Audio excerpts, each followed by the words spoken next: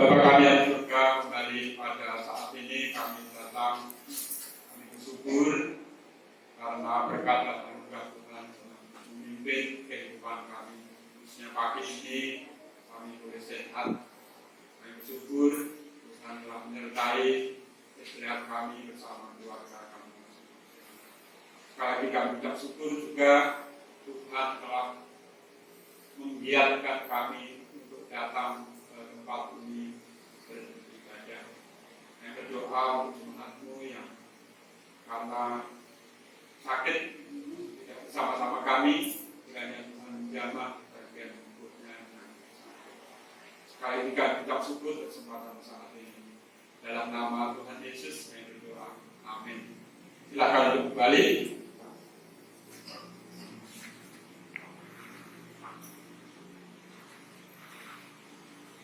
Pertama-tama saya sungguh terima kasih kepada jemaat di sini telah memberi kesempatan kepada kami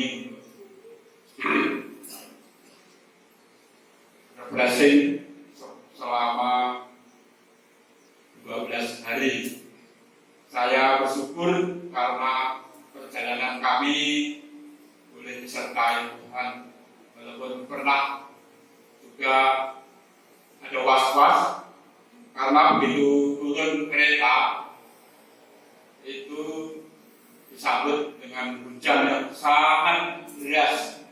Jadi begitu derasnya sehingga untuk naik angkot itu agak susah karena harus menunggu sampai jam.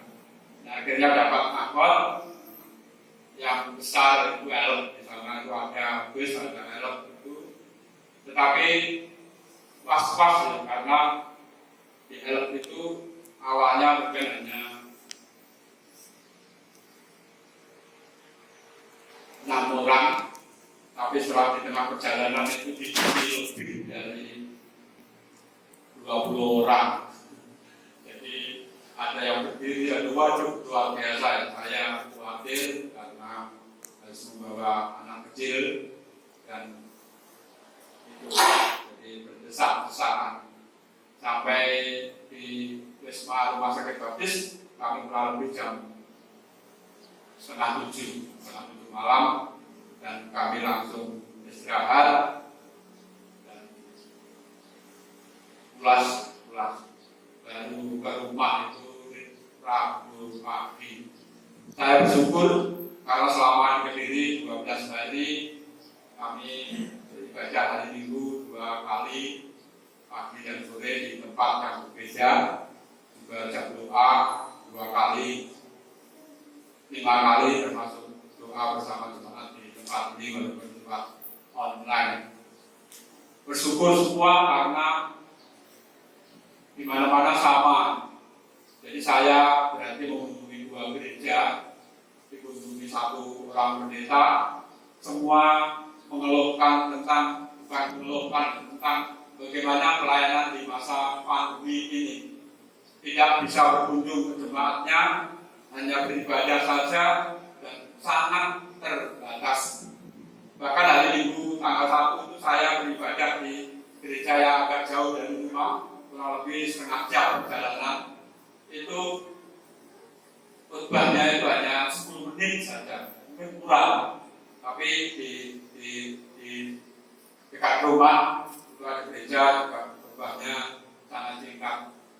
Inilah keadaan negara kita saat ini. Semuanya serba terbatas, tetapi mari kita tetap berbahagia, mengucap syukur, karena kalau itu kita lakukan seperti bacaan Alkitab tadi, di dalam Mazmur tadi, Tuhan berkenan atas apa yang kita lakukan. Bapak Ibu Saudara yang dikasihi Tuhan, saya melanjutkan khotbah saya bulan ini mengenai tokoh-tokoh pahlawan-pahlawan. Kalau di dalam Alkitab itu disebut saksi-saksi iman. Di dalam Alkitab banyak tokoh diceritakan, dan sebenarnya banyak tokoh dipilih oleh Tuhan. Tetapi yang kedua ini bagi saya luar biasa, Yunus. Sesungguhnya Yunus ini adalah seorang, kalau saya boleh berkata, keras, Yunus berkata begitu. Yunus ini adalah orang yang picik dan pengecut. Luar biasa ya. Ini bukan kata-kata saya, tapi sebuah buku yang saya miliki berkata seperti itu. Tetapi toh Tuhan memilih Yunus untuk menjadi Allahnya. Bapak Ibu Saudara, kalau kita belajar Yunus tidak sampai hanya pasal 1, kita akan membaca sampai pasal yang keempat. Karena ini cerita tentang kehidupan Yunus. Saudara, ternyata Yunus ini sebenarnya kenapa dipilih oleh Tuhan? Karena sebenarnya Tuhan itu seperti memilih saya dan saudara. Tidak lepas dari orang-orang yang penuh dengan kebijikan dan mungkin pemicu seperti Yunus ini. Tetapi Tuhan tetap memilih Yunus untuk menjadi Allahnya. Saudara, beberapa hal yang saya temukan di dalam Yunus ini. Pasal yang pertama, Yunus sangat jelas dipilih untuk pergi ke tempat Niniwe itu. Saudara, dalam perjalanan saya pulang dari gereja yang agak jauh hari Minggu itu, saya mampir ke teman lama karena teman SMP. Teman SMP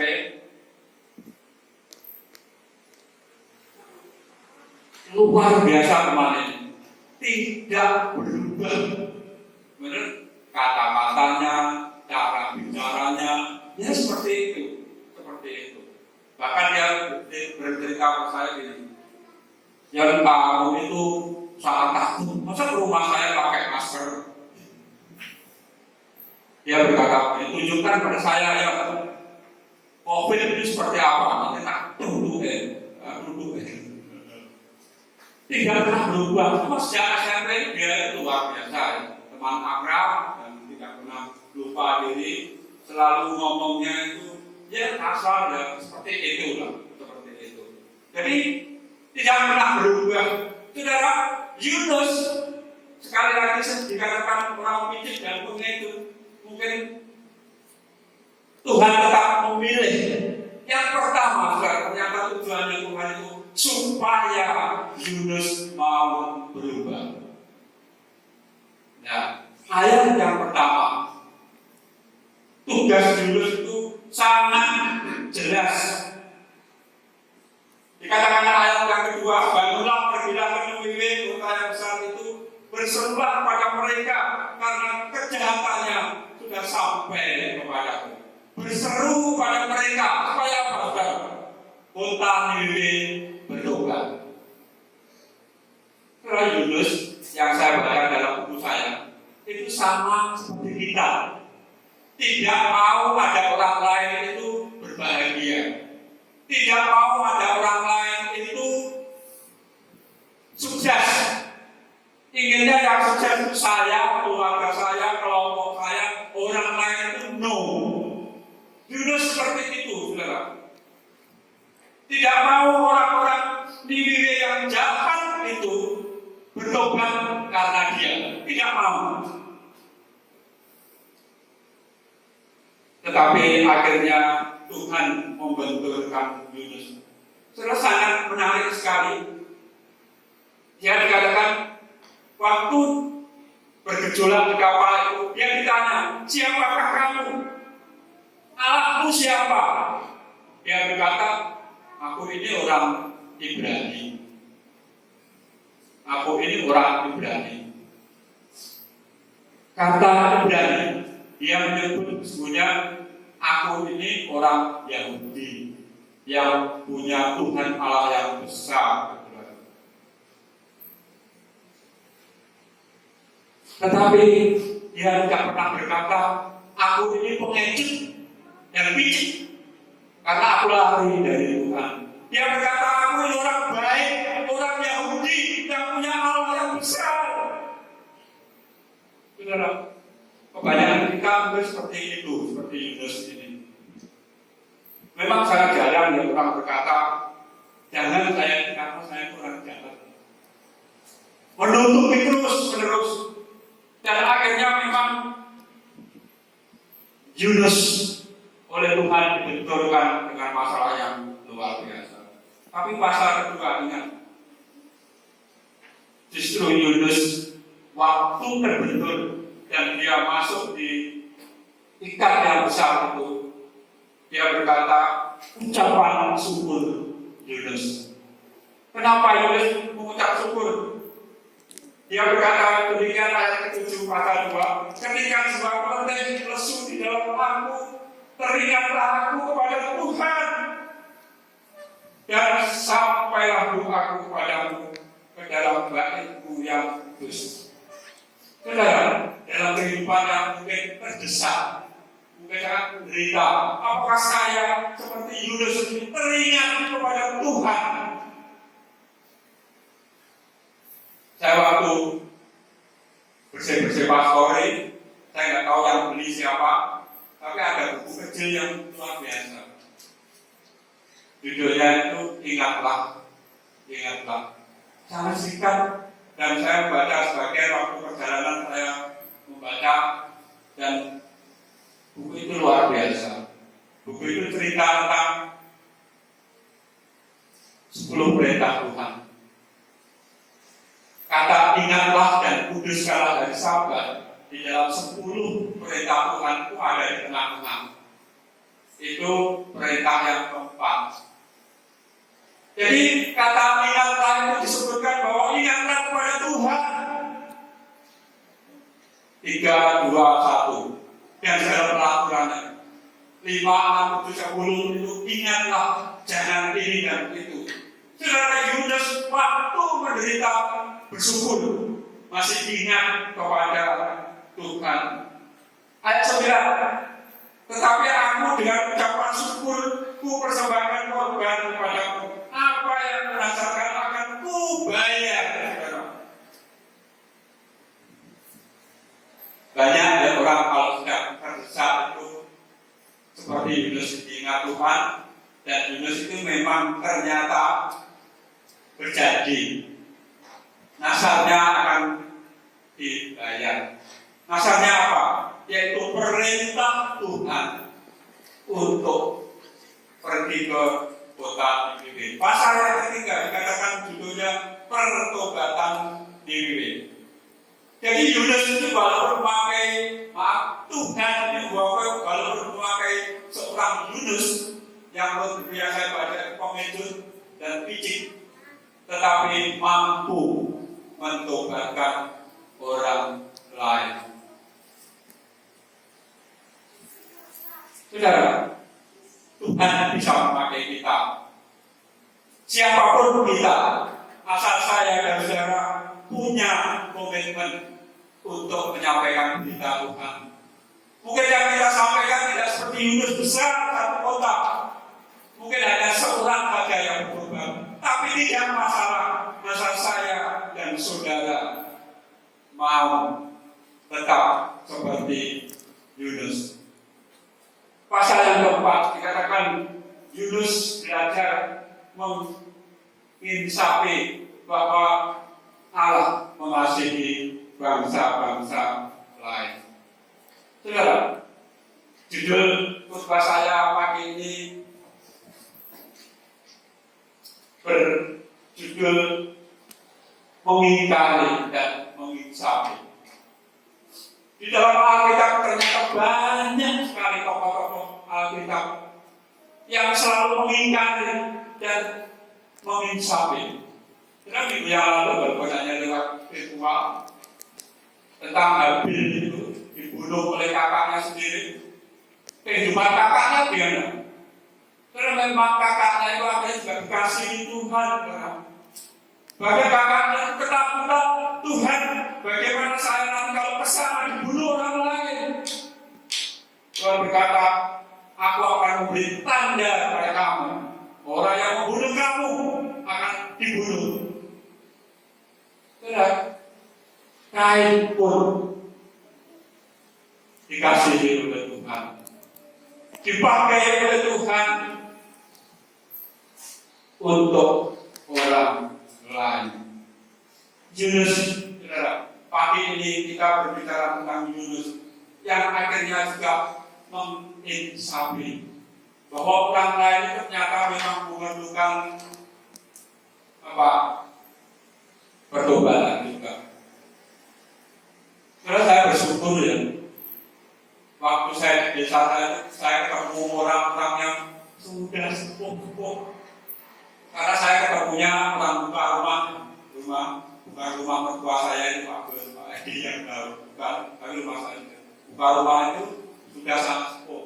Dan saya langsung datang dan menyapa. Mbak kasih ingat pulau. Oh ya, gini Pak, buat masih ingat. Sebelah saya, ini luar biasa Pak. Sebelah saya itu yang setiap saat. Begini, keluarga kami itu ibu saya itu biasa ya. Kalau saya waktu kecil itu kalau masak banyak dan yang makan juga banyak teman-teman saya.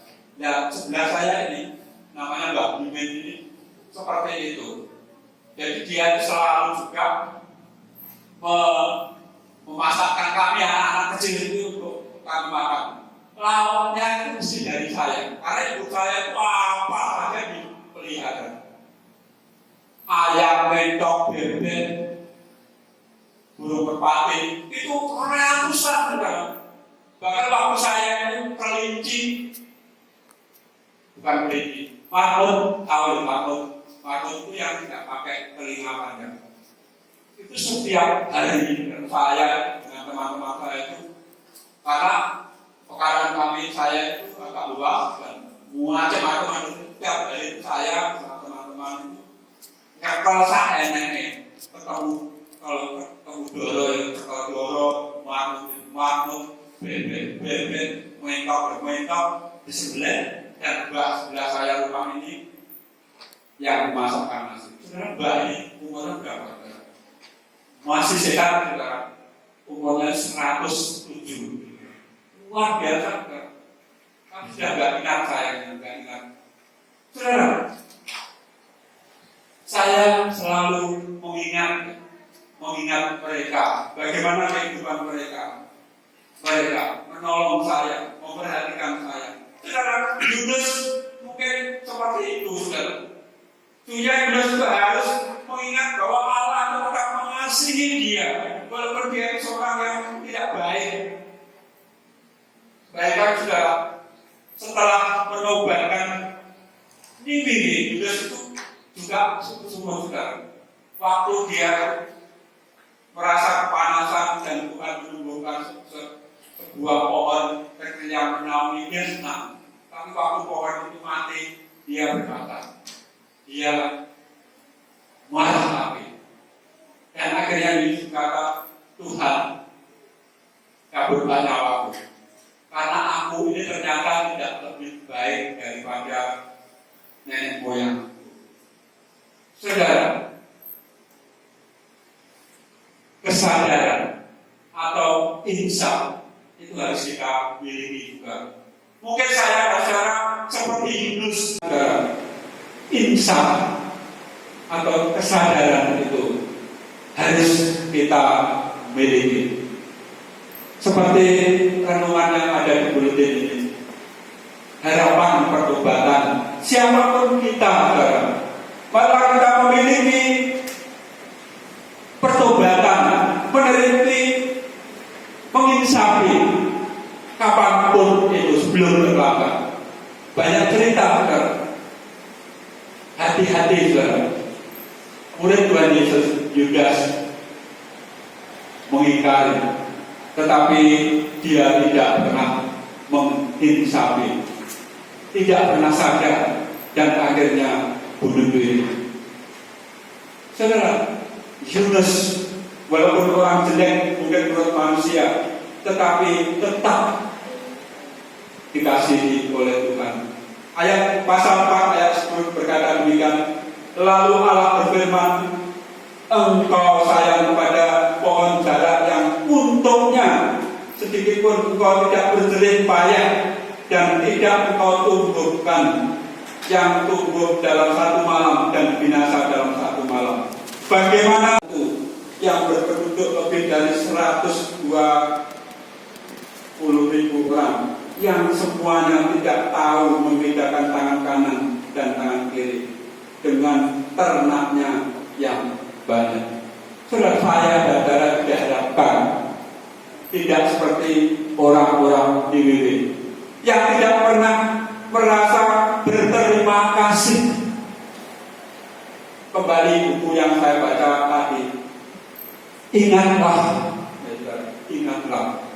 Memang lengkapnya itu buku itu berserta ingatlah dan kuduskanlah hari Sabat.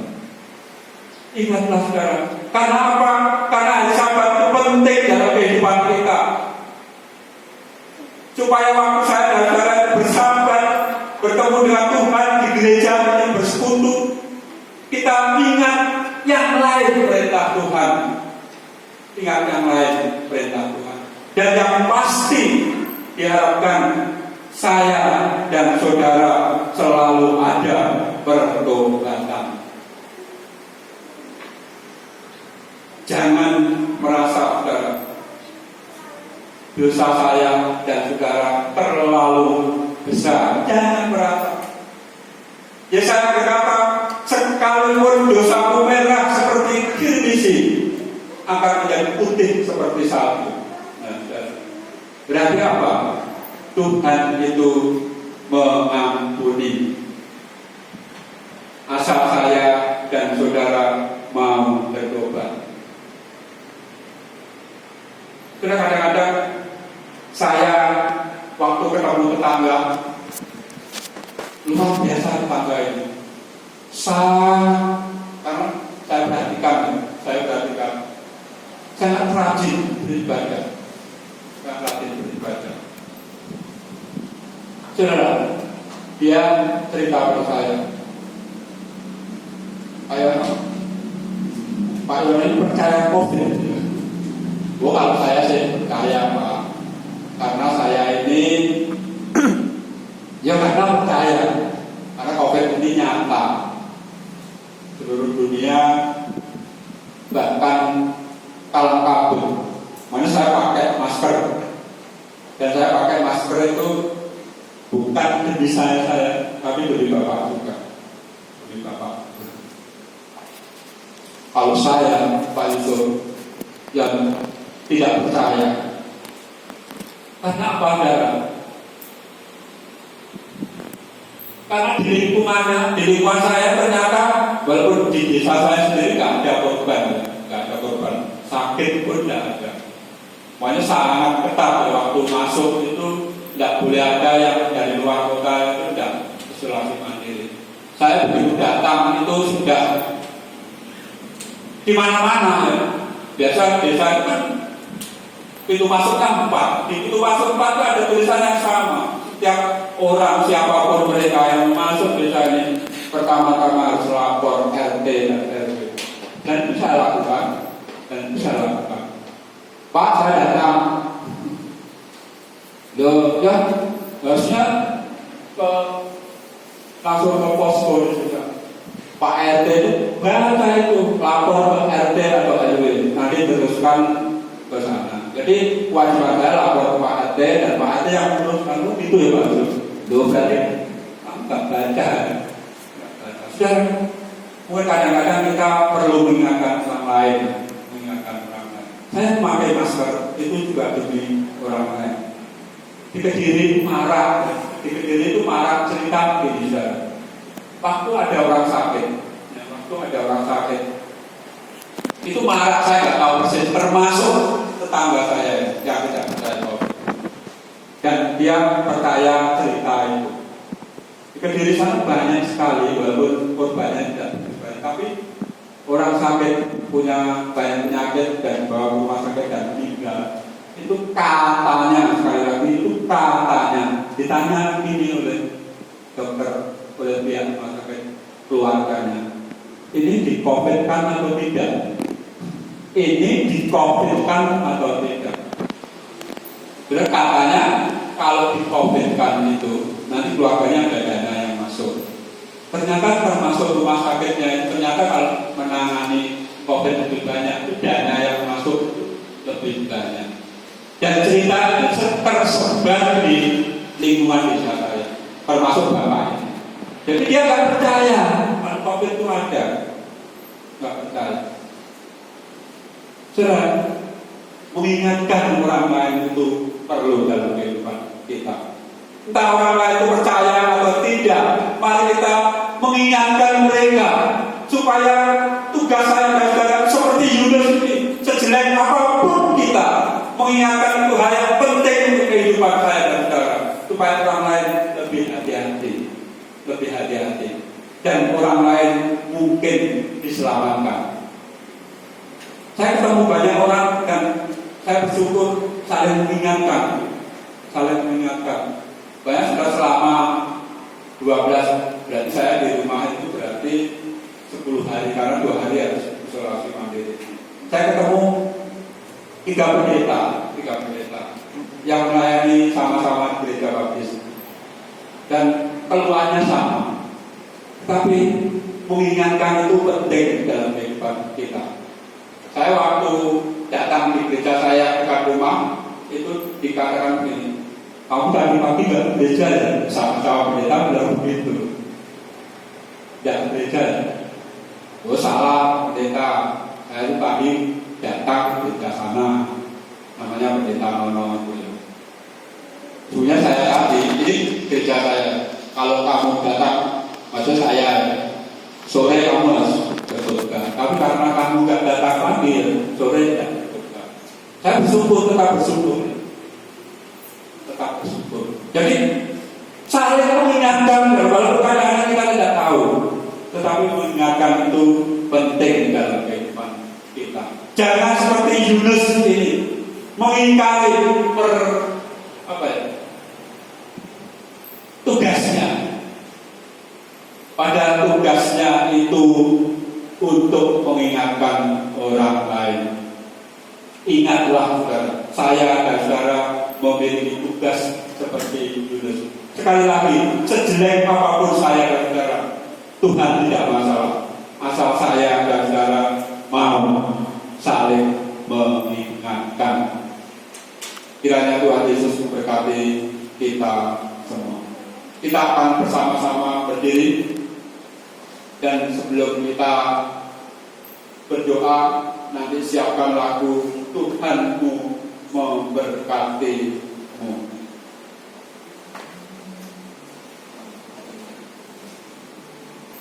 Bapak Ibu Saudara yang kasih Tuhan, kita sudah memasuki akhir tahun, mungkin 2 bulan kurang, tetapi ingatlah bahwa Tuhan itu telah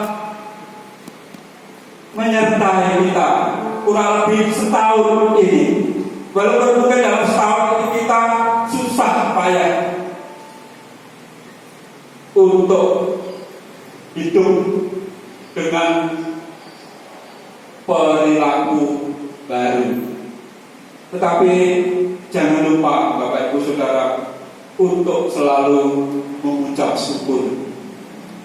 Ingatlah bahwa Tuhan itu baik dalam kehidupan saya dan saudara. Bapa kami yang di surga, kembali pada saat ini kami datang untuk bersyukur, karena walaupun masa-masa yang sangat susah dalam kehidupan ini, Tuhan telah menyertai kehidupan kami. Kami ingin Tuhan sebagai manusia yang penuh dengan dosa ini tetap ingat akan perintah Tuhan, mengingat dan menguduskan hari Tuhan, mengingat perintah-perintah Tuhan yang lain, mengingat untuk saling mengingatkan kepada sesama kami yang berbuat tidak berkenan dalam hadapan Tuhan. Kami tahu Tuhan, tugas itu tidak gampang kami lakukan, tapi itulah yang Tuhan perintahkan kepada kami, untuk di antara kami saling mengasihi. Kami bersyukur kesempatan saat ini kami boleh beribadah. Kalau sebentar kami akan kembali ke rumah masing-masing, bahkan melakukan aktivitas kami kembali. Tuhan menyertai kehidupan kami, menjauhkan kami dari perkara-perkara yang tidak berkenan dalam hati Tuhan. Kami rindu Tuhan sekali lagi untuk selalu mengingat ajaran Tuhan. Tuhan berkati Engkau dan melindungi Engkau. Tuhan menyinari Engkau dengan wajahnya dan memberi Engkau kasih karunia. Tuhan menghadapkan wajahnya padamu dan memberi Engkau damai sejahtera. Dalam nama Tuhan Yesus